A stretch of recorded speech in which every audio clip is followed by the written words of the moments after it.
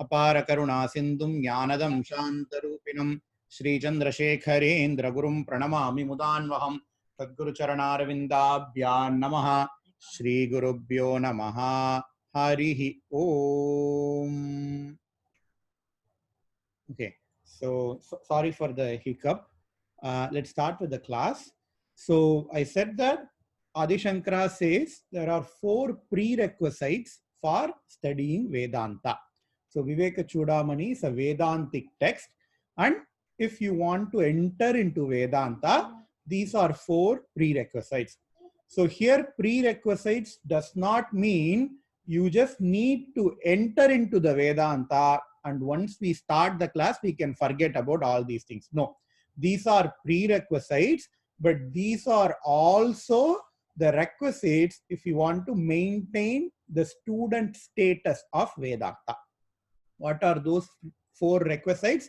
They are Nitya Nitya Vastu Vivekaha, that is discrimination between temporary and permanent things, and Iha Putra Palaboga Viragaha, Vairagya, dispassion towards all the security, peace and happiness that are derived from the temporary sources of security, peace and happiness. And the third is Shamadhi Shatka Sampattihi, 6-fold disciplines starting from the quality Shama. And the fourth is Mumukshutvam, which is nothing but the desire for moksha. So now we have already seen the first 2. Now we are seeing Shamadhi Shatka Sampattihi. So what is Shamadhi Shatka Sampattihi? What are the 6-fold disciplines? They are Shama, Dama, Uparatihi, Titiksha, Shraddha and Samadhanam. Shama is mental discipline. Dama is physical discipline. Uparatihi means looking inwards, being an introvert. Titiksha, patience, forbearance, endurance, etc. Shraddha is faith, and Samadhanam is laser point focus. In the last class, we have been discussing about Shama and Dama, which is mental and physical discipline. We will, wind up Shama and Dama in this class. There are several more ideas to be discussed. We will discuss about those ideas regarding Shama and Dama in this class, and then we will see the remaining disciplines. So what are Shama and Dama? As I said earlier, Shama means mental discipline. Dama means physical discipline. So as I said earlier that we have 3 types of bodies. One is called as gross body or Sthula Sharira, which is the body we can see, we can perceive with our eyes.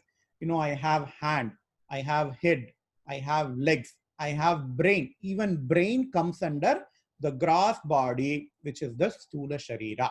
Shastra also talks about a subtle body which can never be observed by our eyes, because our eye belongs to the Sthula Sharira. You cannot observe a Sukshma Sharira with a part of Sthula Sharira. Our eye is a Sthula Sharira, my hand is a Sthula Sharira. So I can observe my hand with my eye. I can touch my eye with my hand because they all belong to the same category.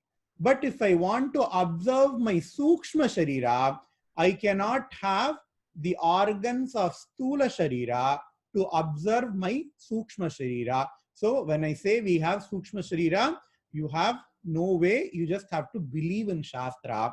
So we believe that we have Sukshma Sharira, which is comprised of mind and intellect.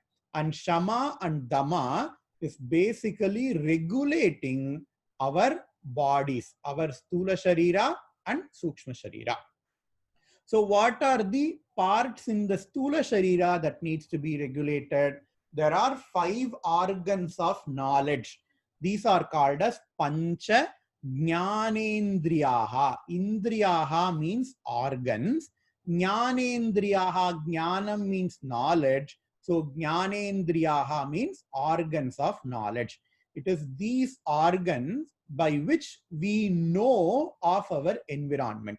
What are those organs? They are ear, skin, eyes, tongue, nose. And these correspondingly will observe Sabda Sparsha Rupa Rasa Gandha. Ear is for sound. Shabda means sound. With our ear, we listen to the sounds that are happening outside. And Sparsha means touch. How do we sense touch? Through our skins, right? And Rupa means forms, colors, etc. And how do we see, how do we perceive forms and colors? We perceive them through our eyes. Rasa means taste, taste of the food. And how do we perceive rasa? Through our tongue. And gandha means nose, the smell. And how do we perceive smell? We perceive smell with our nose. These five are called as five sense organs. And it is these five, by these five organs, we also derive pleasure. If we hear a nice Carnatic music or whatever the form of music you guys like, that is a pleasure that we receive through our ears. And if we want to touch a nice cold thing on a hot day, that is the pleasure that we derive through our skin. And nobody likes to see a very gory scene. We like a nice painting, if we see, or if we go to Tirupati Venkatesha Perumal, we see his form. That is the pleasure we derive through our eyes. And we eat lot of food, nice tasty gulab jamuns. That is the pleasure we derive through our tongue. And we have nice agarbadis. Nobody likes to smell Kuvam river because it is going to be smelling very, very bad. And we also derive pleasure through our nose. So these five are sense organs, and these are also the sources of pleasures to the human body. And there are also five other organs which are called as organs of action. Karmendriyaha.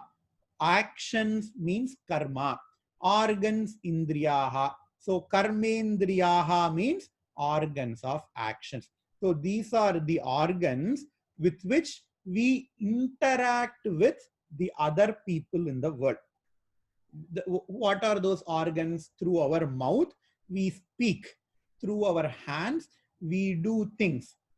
Through our legs, we move from one place to other place. And we have excretory organs for excretory functions. We also have procreatory organs in order to make progenies. So these are the five organs of actions, and together the five sense organs and five organs of action. The five pancha karmendriyaha and the pancha jnanendriyaha, if we regulate those, that is called as dhamma. And if we regulate the mind and intellect, that is called as shama. What do you mean by regulate those? It means we tell them what to do rather than they tell us what to do. We'll see about that in a couple of slides later. And before that, I just wanted to tell, even in Tirukkural, Thiruvalluvar has spoken a lot about Shama and Dhamma. For example, there is a Kural. It says, Adakkam amararul uikum, adangamai arirul uittuvidum. If you practice Shama and Dhamma, which is the restraining of your sense organs, which is the restraining of our body and mind, regulating body and mind, that is going to place you among the devas. I'm not saying that. Thiruvalluvar says, Adakkam amararul uikum. Amara means devas. If you don't regulate those, adangamai arirul uittuvidum, it is going to place you in eternal darkness, says Thiruvalluvar in Tirukkural. And again he says, Urumayul ஆமை போல் ஐந்தடக்கல் ஆற்றின் எழுமையும் ஏமா புடைத்து. He says, if you practice Shama and Dama, regulation of our sense organs, regulation of our body, mind in one Janma, Orumayul, Amai pol aindadakkal. If we see a tortoise, tortoise will have 5 limbs that comes outwards. You know, one head, 2 legs, and 2 hands. You know, I mean, it has got 4 legs. So 4 legs and 1 head that will be outside. But whenever it senses a danger, what does a tortoise do? It basically withdraws all those 5 organs into its hard shell so that it is not eaten by its predator, right? In the same way, Thiruvalluvar says, if you practice withdrawal of your senses, meaning if you practice regulation of your senses like a tortoise in one janma, that is going to help you in 7 janmas. Elumayum Yema Pudaitu. In all the forthcoming janmas, it is going to help you, says Thiruvalluvar. And the same idea is being conveyed by Sri Krishna in Bhagavad Gita. In Gita, Krishna says, Yada samharate chayam kurmo angani iva sarvashaha. Kurmaha angani iva sarvashaha. Kurmaha means Kurmaha is tortoise. Like how Kurmaha Angani Iva Sarvashaha. Just like how tortoise withdraws all its senses, hey Arjuna, you also have to do that. Says Krishna in Bhagavad Gita. I just wanted to say the shloka just to demonstrate that how Bhagavad Gita, which is in Sanskritam, and Tirukkural, which is in Tamil, conveys the same idea even with the same example. You know, the same example of Kurma, Bhagavad Gita, Krishna says, the same example of tortoise in Tamil, Thiruvalluvar also says. And Thiruvalluvar also says about watch what you speak. Yakavar ayinum nakaka kavakal sogapar sollirukupattu. And he also says, Solluga sollir payanudaya sollarga sollir payanilachol. He says, hey, hey Sishya, this is being told by Thiruvalluvar in Tirukkural. He says, whatever you speak, you just need to think what is the use of those words. If you don't know the use of those words, or if those words do not have any use, then don't even say those words, says Thiruvalluvar in Tirukkural. And he says, how to win over taste buds. He says, Avisorindu Ayiram Vetalin Wondran Uir Seguttu Unnamai Nandru. He says, even if you do thousands of yajnam, that is okay, but that is inferior to not killing an animal and eating the animal for the sake of pleasure in your taste buds. You know, this refers to how to, regulate your mouth, how to regulate your tongue.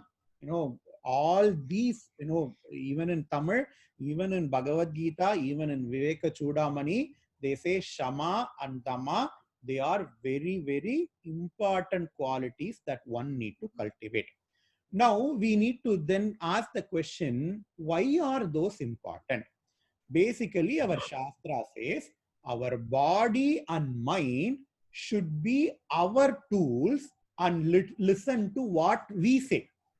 So when we have Shama and Dama, I tell my body, hey, I want to do this, please make it happen. I tell my mind, I want to live my life in a particular way, so don't interfere with that.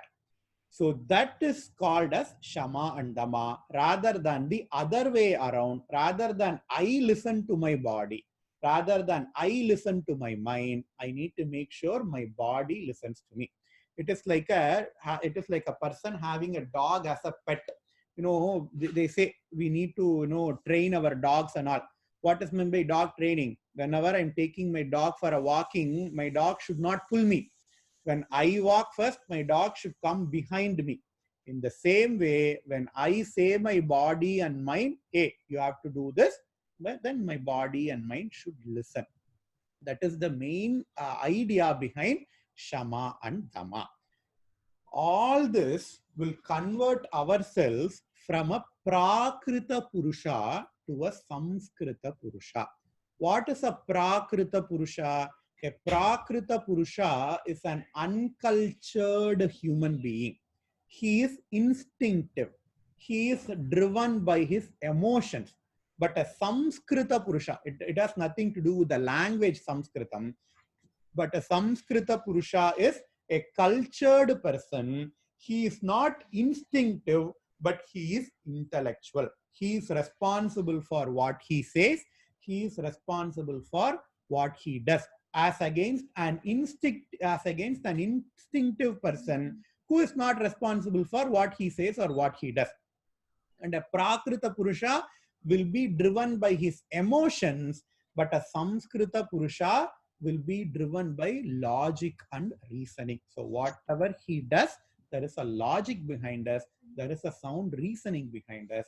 And our Shastra says, don't be a Prakrita Purusha, rather be a Samskrita, cultured, intellectual, and reason-driven person. So that is the importance of Shama and Dama. And in the last class, I have said how to cultivate the qualities of Shama and Dama. Main thing is we regulate what we eat.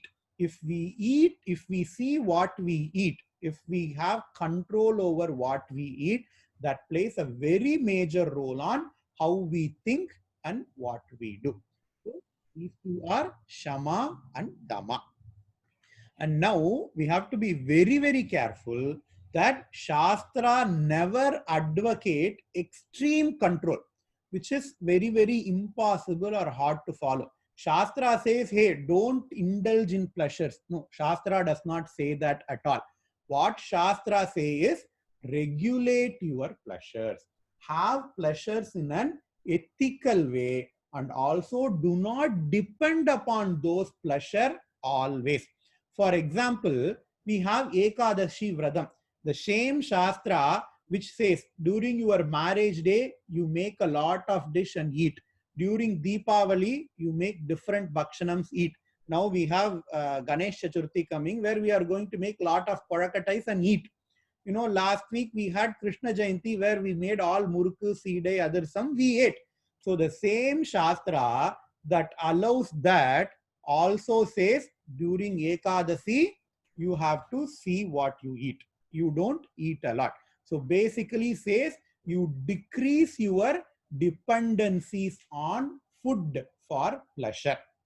For a person say, hey, I need coffee for pleasure. Shastra say, hey, okay, 364 days you drink coffee, but just one day you try, you just see for yourself, can you live without coffee? If that one day a person can live without coffee, there is nothing wrong in drinking coffee for 364 days.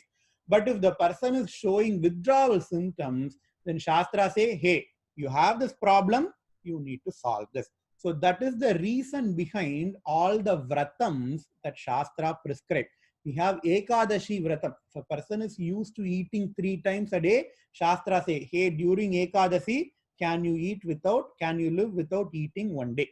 Or can you live without eating rice just on during Ekadashi day? If you can live, there is nothing wrong in eating rice for the remaining 14 days. If you cannot do it, then you have a problem. You need to work on your food habits, says the Shastra. And there is Chaturmasya Vratam. We think that Chaturmasya Vrata is only for sannyasis, but it is not like that. Now we are in the period of Chaturmasya, and in Chaturmasya, Shastra says 4 types of Vratams for 4 months. In first month, it is called as Payovratam. You go without drinking milk. So can you not drink milk for 1 month in 1 year? Shastras ask the question. If you can, then you drink milk for the rest of 11 months, no problem. But if you cannot, then you have to work on your taste buds. The second month, it is called as Dadhivratam. Can you renounce curd for 1 month? If you can, it's well and good. The third month, Shastra says it is called as Shakha Vratam. Shakha means vegetables. Can you live without eating vegetables? If you can, that is fine. And in the 4th month, Shastra says, can you live without eating any pulses? all the lentils we eat, all the lentils or beans, which has got two parts. Those are hard seeds, and those seeds can be divided into two parts. Can you live without eating that for a month? So these are basically challenges that we need to give ourselves. Can I live without these things? Because I have been used to having all these things all my life. Can I live without these things? Because in future it is going to happen. We all going to get diabetes, and doctors say, hey, you have to live without drinking coffee, or you have to live without eating sugar. When doctor says that, it is going to be a burden for us. But when we ourselves renounce it, it is not going to be a burden. Difference between vratam and being hungry is a very small difference.